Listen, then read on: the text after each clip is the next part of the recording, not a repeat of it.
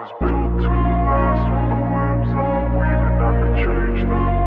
Hello friends, welcome you all to university 2023 NEET paper में जो chemistry का portion है उसका पार्ट ए हम इस वीडियो में सॉल्व करेंगे। That is from question number 51 to question number 85। 51 था लासाइन टेस्ट रिलेटेड क्वेश्चन और इसका आंसर होगा ऑप्शन 1। क्योंकि जब ऑर्गेनिक कंपाउंड में both nitrogen and sulphur present होता है then this reaction happens. Sodium plus carbon plus nitrogen plus sulphur ये जनरेट करता है NaHCN that is sodium thiocyanate और फर्दर ये सोडियम थायोसायनेट Fe3 प्लस के साथ रिएक्शन करके जनरेट करता है FeHCN whole 2 plus and this is of blood red colour. Question number 52 था अबाउट ऑक्टेट फॉर्मेशन और इसका करेक्ट चॉइस होगा ऑप्शन नंबर 2।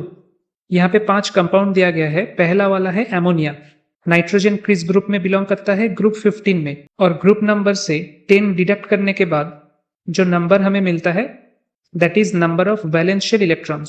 सो नाइट्रोजन का वैलेंशियल इलेक्ट्रॉन हो गया 5 और वो बॉन्ड कर रहा है, बॉन्ड फॉर्मेशन कर रहा है 3 हाइड्रोजन एटम के साथ, तो उसके लिए 3 और इलेक्ट्रॉन। सो ये हो गया आपका 8 electron. So in case of ammonia nitrogen का ऑक्टेट कंप्लीट है। सेकेंड कंपाउंड है एल्यूमिनियम क्लोराइड और एल्यूमिनियम बिलोंग करता है ग्रुप 13 में। 13 माइनस 10 करके आता है 3। सो एल्यूमिनियम का नंबर ऑफ वैलेंशियल इलेक्ट्रॉन हो गया 3 और इसके साथ 3 क्लोरीन लगा हुआ है, उसके लिए 3 electron. So total number of electron around aluminium हो गया 6। सो ये ऑक्टेट कंप्लीट नहीं करता है। सो ये आपको एक कंपाउंड मिल गया। आपको बताना है कि कौन सा कंपाउंड है जिनमें ऑक्टेट कंप्लीट नहीं होता है सेंट्रल एटम का। थर्ड कंपाउंड है बेरिलियम क्लोराइड BeCl2।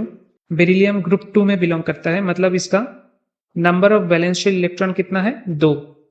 उसके साथ 2 क्लोरीन है। So total number of electrons around beryllium is 4। So ये भी ऑक्टेट कंप्लीट नहीं करता है। सो एल्यूमिनियम क्लोराइड का एल्यूमिनियम ऑक्टेट नहीं कंप्लीट करता है। बेरिलियम क्लोराइड का बेरिलियम ऑक्टेट कंप्लीट नहीं करता है। Next is CCl4 and PCl5। In case of CCl4 carbon belongs to group number 14। So यहां से 10 आप सब्सट्रैक्ट कर दो, 4 आएगा। 4 क्या है? कार्बन का नंबर ऑफ वैलेंशियल इलेक्ट्रॉन्स। इसके साथ 4 क्लोरीन जुड़ा हुआ है, मतलब total number of valential electrons 8। So यहाँ पे ऑक्टेट कंप्लीट है of carbon atom, that is the central atom. और आखिरी में है PCl5। PCl5 में phosphorus belongs to group number 15 just like nitrogen. So यहां से भी आप 10 माइनस कर दो, आएगा 5। सो 5 हो जाएगा आपका फॉस्फोरस का नंबर ऑफ वैलेंशियल इलेक्ट्रॉन, इसके साथ 5 क्लोरीन का इलेक्ट्रॉन। So total 10। अब आप ध्यान से देखना, क्वेश्चन में ये पूछा गया है कि कौन सा species not having 8 electrons around the central atom. So PCl5 के केस में around the central atom 10 electron है, not exactly 8 electron. So total हमारे पास 3 ऐसा कंपाउंड आया, एक है PCl5, दूसरा है बेरिलियम क्लोराइड और तीसरा है एल्यूमिनियम क्लोराइड। ये 3 कंपाउंड का सेंट्रल एटम के अराउंड टोटल 8 इलेक्ट्रॉन एग्जैक्टली नहीं है। सो आंसर कौन सा होगा? Option 2 will be the correct choice. अब क्वेश्चन नंबर 53 है अबाउट मॉलिक्यूलर ऑर्बिटल थ्योरी और इसका करेक्ट ऑप्शन होगा ऑप्शन नंबर 2। पीरियोडिक टेबल में जो P ब्लॉक वाला एलिमेंट्स है वहां पे बोरॉन से लेके नाइट्रोजन तक ग्रुप, मतलब ग्रुप 13, 14, 15, 16, 17 और 18, इन 6 ग्रुपों में बोरॉन से लेके कार्बन और नाइट्रोजन यहां तक मॉलिक्यूलर ऑर्बिटल थ्योरी का डायग्राम कुछ अलग टाइप का होता है then that of oxygen, fluorine and the noble gas group. यहाँ पे आपको पूछा गया है नाइट्रोजन के लिए। सो नाइट्रोजन में सबसे पहले आएगा 1s sigma orbital, then 1s sigma star that is anti-bonding orbital, then 2s sigma orbital, then 2s sigma star। यहां तक सेम है, यहां तक लेफ्ट हैंड साइड में और राइट हैंड साइड के 3 ग्रुपों में सेम है। लेकिन इसके बाद इन case of this 3 groups pi orbital पहले आ जाता है, दैट इज 2p पाई, उसके बाद 2p सिग्मा, उसके बाद 2p पाई स्टार और उसके बाद 2p सिग्मा स्टार। ये हो गया आपका एनर्जी वाइज ऑर्बिटल के orders. Next question is about heterogeneous catalysis और इसका करेक्ट ऑप्शन होगा ऑप्शन 1। क्योंकि हेटेरोजीनियस कैटालिसिस मतलब जहां पे कैटलिस्ट और रिएक्टेंट ये दोनों अलग अलग फिजिकल स्टेट में बिलोंग करे। जैसे कि फर्स्ट ऑप्शन में नाइट्रोजन एंड हाइड्रोजन, ये है आपका रिएक्टेंट। नाइट्रोजन हाइड्रोजन किस फॉर्म में रहता है? गैसियस फॉर्म में। लेकिन जो कैटलिस्ट है that is in the form of finely divided iron, so ये सॉलिड फॉर्म में बिलोंग करता है। सो ये अलग अलग हो गया, मतलब हेटेरोजीनियस कैटालिसिस हो गया। Next question is question number 55 और इसका करेक्ट ऑप्शन होगा option number 2। Because if you draw the structure then आप देखोगे कि जो न्यूक्लियोसाइड है वहां पे 1' पोजीशन में, इस पोजीशन में बेस अटैच्ड है, और जो न्यूक्लियोटाइड है वहां पे 5' पोजीशन पे फॉस्फेट ग्रुप अटैच्ड है। So this should be the correct option. Question number 56 is about rearrangement of carbocation और इसका सही ऑप्शन होगा ऑप्शन नंबर 2। HBr का जो H प्लस है that will first react with this OH group and एक 2 degree carbocation form करेगा। Now in this 2 degree carbocation there is a chance of rearrangement, जहां पे ये हाइड्रोजन माइग्रेट करके इस कार्बन के ऊपर आ जाएगा और ये पर्टिकुलर कार्बन 3 डिग्री कार्बोकैटायन में कन्वर्ट हो जाएगा। अब इस 3 डिग्री कार्बोकैटायन में HBr का जो Br माइनस पार्ट है that will attack and the final product will be option number 2। In question number 57 the correct option will be option 4 that is hydration energy, क्योंकि Cu2 plus और Cu plus में charge density किसका ज्यादा है? Cu2 plus का, because charge density varies as charge upon size of the ion. So Cu2 plus का charge Cu plus से ज्यादा है और साइज Cu प्लस से कम है। So on the whole charge density is much much greater than Cu plus. और question में एक्वस सोल्यूशन ये मेंशन किया गया है। So in case of aqueous solution जिसका चार्ज डेंसिटी ज्यादा है उसका हाइड्रेशन एनर्जी भी ज्यादा होगा और वो ज्यादा स्टेबिलिटी शो करेगा। इन the next question 58 the correct option will be option 1 that is thallium iodide का स्टेबिलिटी थैलियम ट्राइआयोडाइड से ज्यादा होगा। एक्चुअली ग्रुप 13 के केस में जहां पे बोरॉन, एल्यूमिनियम, गैलियम, इंडियम और थैलियम बिलोंग करता है, यहाँ पे आखिरी 2 एलिमेंट के केस में D and F orbital picture में आता है और D एंड F ऑर्बिटल का शील्डिंग कांस्टेंट बहुत कम है। शील्डिंग कांस्टेंट मतलब न्यूक्लियस से इलेक्ट्रॉन को प्रोटेक्ट करने का जो एबिलिटी है that is called shielding constant. Group 13 के कोई भी एलिमेंट का वैलेंशियल इलेक्ट्रॉन कितना है? 13 - 10 equals to 3।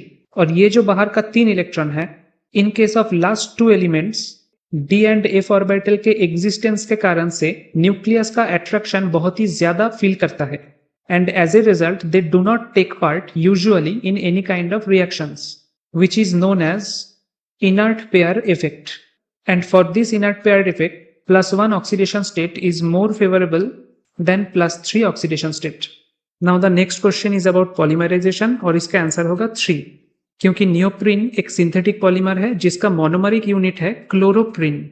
And what is chloroprene? Chloroprene is nothing but 2-chloro-1,3-butadiene which is this compound. अब नेक्स्ट क्वेश्चन में आते हैं। क्वेश्चन नंबर 60 का करेक्ट ऑप्शन होगा option 4 that is D and E only. पूछा गया है कि कौन सा statement about hydrogen are not correct. So ये करेक्ट स्टेटमेंट नहीं है क्योंकि hydrogen hydrogen bond dissociation enthalpy lowest नहीं है, काफी सारे सिंगल बॉन्डेड एलिमेंट से ज्यादा है। And also hydrogen reduces oxides of metals that are more active than iron, ये पॉसिबल नहीं है क्योंकि इलेक्ट्रोकेमिकल सीरीज में हाइड्रोजन का रिडक्शन पोटेंशियल वैल्यू है 0 वोल्ट और हाइड्रोजन बस कॉपर या तो सिल्वर या तो फिर गोल्ड, ये कुछ मेटल ऑक्साइड्स को रिड्यूस कर सकता है, बाकियों को नहीं कर सकता है। सो option 4 will be the correct option. Question number 61, यहाँ पे होमोलेप्टिक कॉम्प्लेक्स कौन सा है इसके बारे में पूछा गया है और इसका करेक्ट ऑप्शन होगा ऑप्शन 2। कैसे मैं दिखाता हूं, इसके लिए आपको नोमेनक्लेचर ऑफ कॉम्प्लेक्स जानना जरूरी है और उसको कैसे रिप्रेजेंट करते हैं वो जानना जरूरी है। जैसे कि जो फर्स्ट कंपाउंड है उसका फॉर्मूला होगा CrNH3 H2O3, थर्ड ब्रैकेट में ये पूरा रहेगा और बाहर Cl3। होमोलेप्टिक कॉम्प्लेक्स का मतलब है जहां पे सेंट्रल मेटल कैटायन के साथ सिमिलर टाइप का लिगेंड लगा हुआ है। यहाँ पे सिमिलर टाइप का लिगेंड नहीं है, so this will not be the answer. Option number 2 का स्ट्रक्चर होगा K3Al(C2O4) that is oxalate whole 3 third bracket close. So in this case aluminium के साथ बस एक ही टाइप का लिगेंड जुड़ा हुआ है, so this will be our correct option.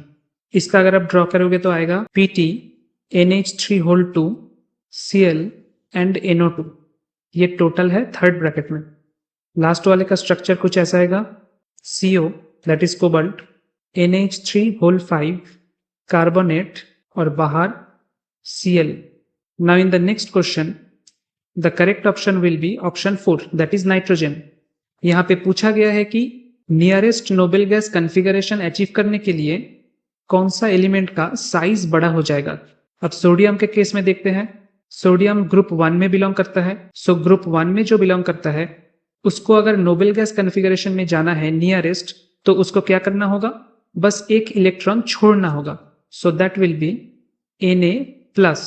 और हम क्या जानते हैं, कोई एलिमेंट अगर प्लस स्टेट में जाता है तो उसका साइज छोटा हो जाता है, क्योंकि न्यूक्लियस का इसके ऊपर अट्रैक्शन फोर्स और ज्यादा हो जाता है, इलेक्ट्रॉन कम हो गया। और वही एलिमेंट अगर माइनस स्टेट में जाता है, माइनस ऑक्सीडेशन स्टेट में, तो उसका साइज हो जाता है बिगर। तो सोडियम का साइज क्या हो जाएगा, स्मॉल। तो ये करेक्ट नहीं होगा। सेकेंड है ऑक्सीजन। ऑक्सीजन बिलोंग करता है ग्रुप 16 में, मतलब इसका वैलेंस शेल इलेक्ट्रॉन कितना है, 16 - 10 6। तो इसको नियरेस्ट 8 इलेक्ट्रॉन में जाने के लिए, मतलब नोबेल गैस कॉन्फ़िगरेशन में जाने के लिए क्या चाहिए, और 2 इलेक्ट्रॉन चाहिए। So oxygen will be O2-। तो इसका साइज बड़ा हो जाएगा नॉर्मल साइज से। नेक्स्ट है हमारे पास फ्लोरीन। फ्लोरीन बिलोंग करता है ग्रुप 17 में, that is number of valence shell electron will be 7। इसको भी बस 1 इलेक्ट्रॉन चाहिए 8 में जाने के लिए। सो फ्लोरीन एग्जिस्ट करेगा एज F-। तो इसका साइज भी बड़ा है। और आखिरी एलिमेंट है जो कि सही ऑप्शन है, that is nitrogen. Nitrogen belong करता है ग्रुप 15 में। इसको अगर 10 सब्सट्रैक्ट करके हम देखें तो वैलेंस शेल इलेक्ट्रॉन आएगा 5।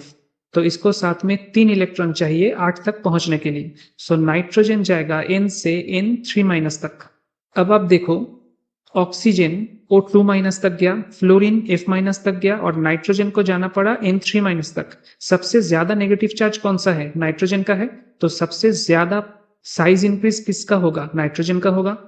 सो option 4 will be the correct option. Next is question number 63। यह आपको डायजेनियम क्लोराइड का एक रिएक्शन दिया गया है और बीच में एक स्टेप में ग्रिग्नर्ड रिएजेंट को इंक्लूड कर दिया गया है। So in the first step diazonium chloride जो Cu2Br2 है उसके साथ रिएक्ट करके क्या फॉर्म करेगा, ब्रोमोबेंजीन फॉर्म करेगा। That is diazonium chloride first step में फॉर्म करेगा दिस कंपाउंड। अब ये अगर मैग्नीशियम ड्राईथर इससे रिएक्शन करता है तो ये फॉर्म करेगा phenyl MgBr, that is a Grignard reagent. ये आपका ग्रिग्नर्ड रिएजेंट फॉर्म हुआ। अब ग्रिग्नर्ड रिएजेंट में पानी डालते हो तो क्या होता है, पानी मतलब H+OH-। कोई भी अगर ग्रिग्नर्ड रिएजेंट है जैसे कि RMgBr, इसके साथ H+ का रिएक्शन होगा तो R- H+ को अटैक करेगा और फाइनली RH फॉर्म होगा बेंजीन के साथ एक माइनस चार्ज। ये H+ को अगर अटैक करेगा तो हमारे पास फाइनल प्रोडक्ट आ जाएगा benzene. So the correct option will be option number 3। Next question is question number 64, जिसके फर्स्ट स्टेप में सायानोहाइड्रिन फॉर्मेशन हुआ है। सायानोहाइड्रिन मतलब एक तरफ OH और एक तरफ CN। अब सायानोहाइड्रिन को अगर हम concentrated H2SO4 that is H+ और HSO4- इसके साथ रिएक्ट करवाते हैं तो हमारा प्रोडक्ट होना चाहिए alpha beta unsaturated carboxylic acid. और ऑप्शन में से कौन सा वाला है unsaturated carboxylic acid, that is option 1। सो ये करेक्ट ऑप्शन होगा। देन क्वेश्चन नंबर 65, कुछ ट्रैंक्विलाइजर्स का नाम दिया गया है, उनमें से बार्बिट्यूरेट कौन सा है, ये होगा ऑप्शन 1, वेरोनल है barbiturate. Then question number 66, Nernst equation के जो EMF वैल्यू है दैट इज ई सेल, वो डेल्टा जी के साथ मतलब फ्री गिब्स एनर्जी के साथ कैसे रिलेटेड है, by this equation delta G equals to -NFE। अब n कौन सा है, n है number of electrons transported during a reaction. So delta G क्या हो गया आपका, डेल्टा जी अमाउंट या क्वांटिटी के ऊपर डिपेंड कर रहा है। So delta G is an extensive property. But E cell किसी के ऊपर मतलब अमाउंट या क्वांटिटी के ऊपर डिपेंड नहीं करता। So E cell is intensive property. So correct option होगा option number 2। Next question number 67, कुछ इंटरमोलिक्यूलर फोर्सेस दिया गया है, इनमें से इंटरमोलिक्यूलर फोर्सेस कौन सा नहीं है? ये इंटरमोलिक्यूलर फोर्स नहीं है, बाकी सारे इंटरमोलिक्यूलर फोर्सेस हैं। So option 4 will be the correct option. Then next question number 68, इसका भी करेक्ट ऑप्शन होगा ऑप्शन 4, क्योंकि कोक क्या है? Coke is a form of carbon which is used for reducing other species. So ये हो गया ऑप्शन 3। डायमंड के अंदर हर एक कार्बन एटम sp3 हाइब्रिडाइज रहता है। Fullerene has a cage like structure and graphite is used as lubricant. Next question is question number 69, जिसका correct option होगा ऑप्शन 2, क्योंकि प्रिंसिपल क्वांटम नंबर मान लीजिए अगर 3 है तो एजीमुथल क्वांटम नंबर क्या होगा? 0 हो सकता है, 1 हो सकता है, 2 हो सकता है। अब 0 मतलब s ऑर्बिटल, 1 मतलब p ऑर्बिटल, 2 मतलब d ऑर्बिटल। s के अंदर कितना बॉक्स रहता है? 1। p के अंदर कितना बॉक्स रहता है? 3। और d के अंदर कितना बॉक्स रहता है? मैक्सिमम 5 रहता है। और ये कैसे आया? ये मैग्नेटिक क्वांटम नंबर से आया, जो कि -l से +l तक हो सकता है। जैसे कि इन केस ऑफ p, जिसका एजीमुथल क्वांटम नंबर है 1, उसका ml हो सकता है -1, 0 और +1, मतलब 3 वैल्यू हो सकता है। और 3 को हम कैसे रिप्रेजेंट कर पाएंगे? 2 × 1 + 1। So ml can be represented as 2l + 1। अब यहां से l को आप निकालिए, आप देखोगे कि ये ऑप्शन 2 आ जाएगा। Next question is question number 70, और इसका करेक्ट ऑप्शन होगा ऑप्शन 4। रेट आपको बता दिया गया है कि k × concentration of A to the power 2 into concentration of B है। अब इनिशियल कंसेंट्रेशन ऑफ A को अगर 3 गुना कर दिया जाए तो क्या होगा? बाहर आएगा 3 3 9, बाकी सेम रहेगा। सो रेट भी क्या हो जाएगा? इंक्रीज हो जाएगा by 9 times. That is option number 4। Next question है question number 71, and this is about Clemmensen reduction. और क्लीमेंशन रिडक्शन में क्या होता है? जितना भी C डबल बॉन्ड O है वो CH2 में रूट हो जाता है। So answer will be option number 2।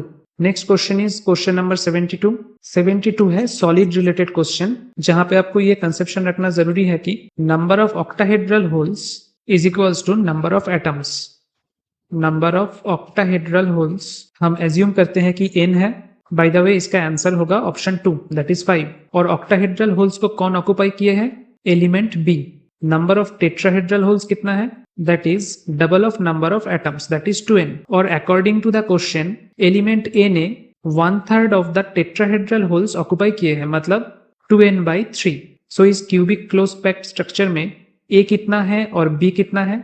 A/B का रेशियो आएगा 2n/3 divided by n, that is 2/3। So compound का फॉर्मूला होगा A2B3। सो x हो गया आपका 2 और y हो गया आपका 3। सो x + y will be 5। 5 will be your option. Next question is 73, जिसका ऑप्शन होगा ऑप्शन 3।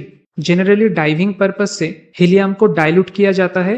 ऑक्सीजन सिलेंडर में जो गैस रहता है उससे नाइट्रोजन का पोर्शन घटा के हीलियम भर दिया जाता है, क्योंकि नाइट्रोजन ब्लड में हाईली सल्यूबल है, बट हीलियम ब्लड में उतना सल्यूबल नहीं है। सो हाई प्रेशर में पानी के अंदर जाने के बाद जब आप ऊपर आते हो तब ब्लड में अगर सल्यूबल नाइट्रोजन है वो बहुत जल्दी ब्लड से निकलने का कोशिश करेगा, एंड दैट में cause death of anyone. But helium blood में उतना सल्यूबल नहीं होने की वजह से ये प्रॉब्लम नहीं अराइज करेगा। So both A and R are true, so option 3 will be the correct option. In the next question, that is 74, the correct option will be option 3. Sodium ethanoate. Ethanoic acid कौन सा है? Ethanoic acid है acetic acid. उसके साथ sodium के reaction के बाद sodium इथानोएट form होता है, और इसके साथ सोडियम हाइड्रोक्साइड के रिएक्शन आप करवाओगे तो आपको मिलेगा methane and sodium carbonate. Methane का मॉलिक्यूलर वेट कितना है? 16। सो आपको बोल दिया गया है क्वेश्चन में कि 2 moles of the organic compound produce, तो 2 मोल्स कितना होगा? 16 × 2 that is 32। So option 32 will be the correct answer. 75 में करेक्ट ऑप्शन होगा 4, दैट इज एलाइलिक हैलाइड, क्योंकि एलाइलिक हैलाइड मतलब इसका स्ट्रक्चर होना चाहिए ऐसे, और विनाइलिक हैलाइड इसका स्ट्रक्चर होना चाहिए ऐसे। तो यहाँ पे एलाइलिक हैलाइड है correct option. Now question number 76 में करेक्ट ऑप्शन होगा option A, that is BCE। आपको फाइंड करने के लिए दिया गया है करेक्ट स्टेटमेंट्स। ये वाला रॉन्ग स्टेटमेंट है, क्योंकि फंडामेंटल पार्टिकल्स 3 होते हैं, 2 नहीं। ये भी रॉन्ग ऑप्शन है, क्योंकि प्रोटॉन और इलेक्ट्रॉन को नहीं बल्कि प्रोटॉन और न्यूट्रॉन को एक साथ न्यूक्लियंस कहा जाता है। बाकी सारे सही ऑप्शन है। So option 1 will be the correct option. Next question है 77। यहाँ पे आपको लुईस एसिड ढूंढने दिया गया है जो कि होगा BF3। लुईस एसिड का डेफिनेशन क्या है? Lewis acid is electron acceptor. Electron कौन एक्सेप्ट करेगा? इन चारों एलिमेंट्स, इन चारों कंपाउंड्स में से OH माइनस नहीं करेगा, इसका माइनस बाहर दिख रहा है, मतलब ये डोनेट करेगा। NH3 एमोनिया का क्या है? एमोनिया का है लोन पेयर, सो ये भी गुड डोनर है। H2O का भी 2 लोन पेयर है, this is also donor. But in case of BF3, boron किस ग्रुप में बिलोंग करता है? ग्रुप 13। आप -10 करोगे तो आपको नंबर ऑफ वैलेंशियल इलेक्ट्रॉन पता चल जाएगा, दैट इज 3, और साथ में 3 फ्लोरीन लगा हुआ है, सो +3। तो बोरॉन के अराउंड में टोटल 6 वैलेंस इलेक्ट्रॉन है। आपका ऑक्टेट कंप्लीट होने के लिए अभी भी 2 इलेक्ट्रॉन कम है, तो कम 2 इलेक्ट्रॉन होने की वजह से ये इलेक्ट्रॉन को एक्सेप्ट करेगा, that is it will act as Lewis acid. Next question है 78, जिसका ऑप्शन होगा ऑप्शन 3। कैल्शियम कार्बोनेट का मॉलिक्यूलर वेट कितना है? कैल्शियम का मॉलिक्यूलर वेट दिया गया है 40, तो आप कैलकुलेट करोगे तो आ जाएगा 100 ग्राम है कैल्शियम कार्बोनेट का मॉलिक्यूलर वेट। सो उससे हम आगे बढ़ेंगे। अब देखिए 20% प्योर कैल्शियम कार्बोनेट है, तो अगर हमारे पास 100 ग्राम कैल्शियम कार्बोनेट होता तो उनमें से प्योर कैल्शियम कार्बोनेट कितना होता? 20 ग्राम। लेकिन हमारे पास है ही 20 gram calcium carbonate, so 20 gram calcium carbonate में 20 × 20/100 इतना ग्राम प्योर कैल्शियम कार्बोनेट है, that is 4 gram of pure calcium carbonate. अब according to this reaction 1 mole calcium carbonate से 1 मोल कार्बन डाइऑक्साइड प्रोड्यूस होता है। 1 मोल कैल्शियम कार्बोनेट का weight कितना है? Molecular weight, that is 100 gram. So 100 gram calcium carbonate से 44 gram carbon dioxide produce होता है, which is molecular weight of carbon dioxide. हमारे पास है कितना? प्योर है 4 ग्राम। सो 4 ग्राम कैल्शियम कार्बोनेट से 44 × 4/100 gram of carbon dioxide release होगा, तो यह आपका आएगा option number 3, that is 1.76। Next question है क्वेश्चन नंबर 79। ये इंपॉर्टेंट है क्योंकि नॉर्मली जो PV कर्व होता है वो दिखने में ऐसा होता है, rectangular hyperbola, and that matches with the option 2, but it will not be the correct option. Correct option होगा option 3, this will be your correct option. क्यों? क्योंकि आपको इस टेम्परेचर को भी कंपेयर करना है। अब देखो मैं एक पैरेलल लाइन खींच रहा हूं P एक्सिस के साथ, तो ये पैरेलल लाइन खींचने से क्या हो गया? वॉल्यूम हो गया हमारा कांस्टेंट, वॉल्यूम को मैंने कर दिया कांस्टेंट। अब हम इस कांस्टेंट वॉल्यूम पे धीरे धीरे जब ऊपर जाएंगे तो प्रेशर क्या होगा? बढ़ता जाएगा। आप मान लो कि यहाँ पे प्रेशर है P1, यहाँ पे प्रेशर है P2 और यहाँ पे प्रेशर है P3। सो प्रेशर जब बढ़ रहा है तो उसके साथ साथ टेम्परेचर को क्या होना चाहिए? बढ़ना चाहिए। ये कौन सा लॉ है? ये है गे-लुसाक्स लॉ। गे-लुसाक्स लॉ हमें क्या कहता है कि P वेरीज एज T जब वॉल्यूम कांस्टेंट है। So according to this law जो P3 का वैल्यू है उसके साथ कौन सा वाला वैल्यू मैच करना चाहिए? इस लाइन में कौन सा वाला वैल्यू है? T1। सो P3 का अगर हाईएस्ट वैल्यू है 3 प्रेशर में से, तो T1 का भी हाईएस्ट वैल्यू होना चाहिए, उसके बाद T2 होना चाहिए और उसके बाद T3 होना चाहिए। लेकिन यहाँ पे दिया गया है उल्टा, सो ये ऑप्शन नहीं होगा, बल्कि ऑप्शन 3 में आप अगर ध्यान से देखोगे ये भी PV का ही प्लॉट है, बस P वर्सेस V ना करके P वर्सेस 1/V कर दिया गया है। जैसे आपको पता है PV इक्वल्स टू कांस्टेंट, अब मैं P को एक तरफ रख के इसको K × 1/V कर रहा हूं। सो P वर्सेस 1/V प्लॉट करेंगे तो आपके पास स्ट्रेट लाइन आएगा। अब इस स्ट्रेट लाइन में भी आप एक पैरेलल लाइन खींच दो ऐसे, तो ये क्या हो गया? ये 1/V का जो वॉल्यूम है वो कांस्टेंट हो गया। 1/V का वैल्यू हमने कांस्टेंट कर दिया। अब हम धीरे धीरे ऊपर जा रहे हैं। सबसे पहले कौन सा आएगा? ये आएगा सबसे पहले P1, उसके बाद यहाँ पे आएगा P2 और उसके बाद इस पॉइंट में आएगा P3। तो ऊपर हम जा रहे हैं, मतलब P3 का value is greater than P2 का value is greater than P1 का वैल्यू। अब गे-लुसाक्स के लॉ के अनुसार ये जो सबसे ऊपर वाला लाइन है उसके रिगार्डिंग जो वैल्यू है T3 वो T2 से ज्यादा होना चाहिए और T2 का वैल्यू T1 से ज्यादा होना चाहिए, और वही दिखाया गया है। So this graph will be your correct option. Next है क्वेश्चन नंबर 80। 80 में करेक्ट ऑप्शन होगा ऑप्शन नंबर 2, क्योंकि न्यूरोमस्कुलर फंक्शन एंड इंटरन्यूरल ट्रांसमिशन में कैल्शियम टेक पार्ट करता है, ना कि मैग्नीशियम। जो एंजाइम ATP को यूटिलाइज करता है फॉर फॉस्फेट ट्रांसफर, उसको मैग्नीशियम चाहिए ना कि कैल्शियम, तो ये गलत हो गया, ये भी गलत हो गया। और bone in human body unchanging substance तो नहीं है, ये चेंज होता रहता है, इसका कंपोजिशन चेंज होता रहता है। सो ये भी गलत है। नेक्स्ट इज क्वेश्चन नंबर 81 और इसका करेक्ट ऑप्शन होगा 1.26 सेंटीमीटर इनवर्स। यहाँ पे आप कैसे करोगे? सिंपली इस इक्वेशन को काम में लगाओ। R equals to rho L by A. R क्या है? रेजिस्टेंस। रो क्या है? रेजिस्टिविटी। दोनों में अंतर है। और L बाई ए क्या है? Cell constant. अब इस इक्वेशन को आप उल्टा कर दो, दैट इज 1 बाई कर दो, तो 1 by R equals to 1 by rho और A बाई एल। अब 1 बाई आर को हम बोलते हैं कंडक्टेंस, जैसे कि यहाँ पे था रेजिस्टेंस, ये हो गया आपका कंडक्टेंस, इक्वल्स टू रेजिस्टिविटी का जो उल्टा है दैट इज 1 बाई रो, इसको हम बोलते हैं कंडक्टिविटी, और इसको हम कप्पा से या छोटा वाला k से डिनोट करते हैं। और A बाई एल को हम बोल सकते हैं रिवर्स ऑफ सेल कांस्टेंट, मतलब 1 बाई सेल कांस्टेंट। अब आपको प्रोवाइडेड क्या है इंफॉर्मेशन? कंडक्टिविटी प्रोवाइडेड है, कप्पा का वैल्यू प्रोवाइडेड है दैट इज 0.021। सेल कांस्टेंट का वैल्यू आपको निकालना है दैट इज x, और रेजिस्टेंस का वैल्यू आपको दिया गया है 60 ओहम, सो 1 बाई 60। सो आप इसको सॉल्व करोगे तो x आ जाएगा 1.26 सेंटीमीटर इनवर्स। तो ये रहा आपका सेल कांस्टेंट का value. Next is the number of sigma bonds, pi bonds and lone pair of electrons in pyridine. ये होगा ऑप्शन नंबर 4, क्योंकि पिरिडिन का जो स्ट्रक्चर है वो आप ड्रॉ करोगे तो कुछ ऐसा आएगा।